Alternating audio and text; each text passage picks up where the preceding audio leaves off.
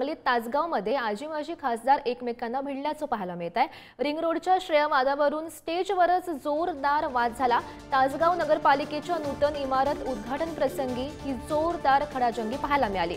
संजय काका पाटील यांचे कार्यकर्ते विशाल पाटील यांच्या अंगावर धावल्याचं सुद्धा पाहायला मिळत आहे आणि त्या संदर्भातली आपण ही दृश्य पाहू शकतो। सांगलीमध्ये हा राडा पाहायला मिळाला, आजी माजी खासदार एकमेकांना भिडल्याचं पाहायला मिळालं आणि त्या संदर्भातली ही दृश्य आपण सध्या पाहू। रिंग रोडच्या श्रेय वादावरून स्टेजवरच हा जोरदार वाद झालेला होता। तासगाव नगरपालिकेच्या नूतन इमारत उद्घाटन प्रसंगी जोरदार ही खडाजंगी झाल्याचं पाहायला मिळालं। संजय काका पाटील यांचे कार्यकर्ते आणि विशाल पाटील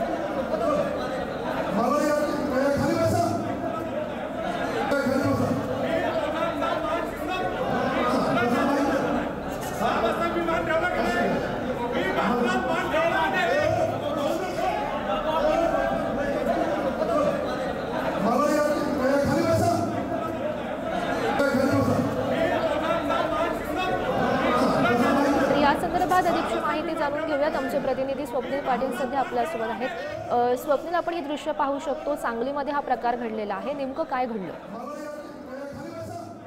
सांगलीतील तासगावमध्ये नव्याने करण्यात आलेल्या रिंग रोडच्या श्रेय वादावरून खासदार विशाल पाटील आणि माजी खासदार संजय काका पाटील यांच्यामध्ये जोरदार वादावादीचा हा प्रकार घडला आहे। यावेळी विशाल पाटील आणि संजय काका पाटील यांच्यामध्ये वाद सुरू झाल्यानंतर संजय काका पाटील यांचे कार्यकर्ते विशाल पाटील यांच्या अंगावर धावून गेल्याचा देखील प्रकार घडला आहे।